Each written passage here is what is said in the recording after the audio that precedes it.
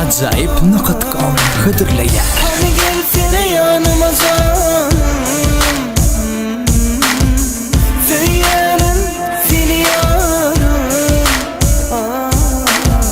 Hadi gelsene yanıma canım, söylerim seni yarım.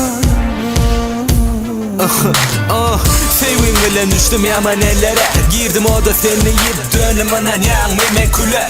Seni yitirdim soruldum çöllere, sen anam süyce.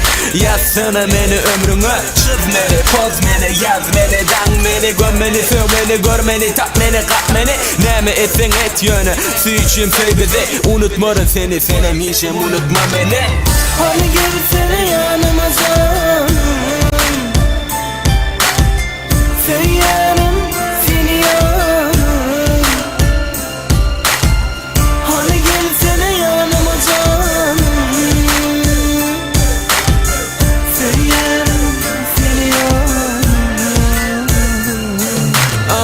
Giyçelim olsa da ovadan, sen elme beni yok eden, korkundan korkan sen özünden. Menem sen ki olayın, sen deyip kurayın, gönlüne değsem soloyun, degeni solur oyun. Yürek duyğum açayın, sensizlikten açayın. Dinle seni men açayın, sen süycün. Sen süycün şeyle acayip, seni söyleyen eşerme yarım.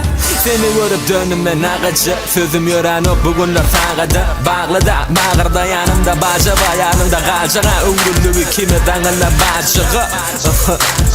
Gel yanıma, karışan sana. Bu kurtukçudan okuşan mı gülüm sensizlikten yana. Adın azıllı binamı sanımı, seni söyleyen süycü dolunay yüzüne.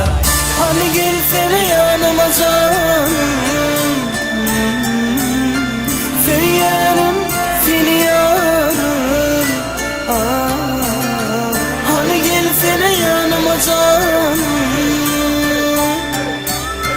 söylerim seni yarım.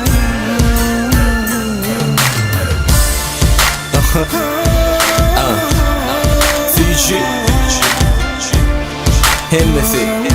hemmesi sen şu. Dinle seni söyleyen Medine. Aklım alın. Acayip.com Sivri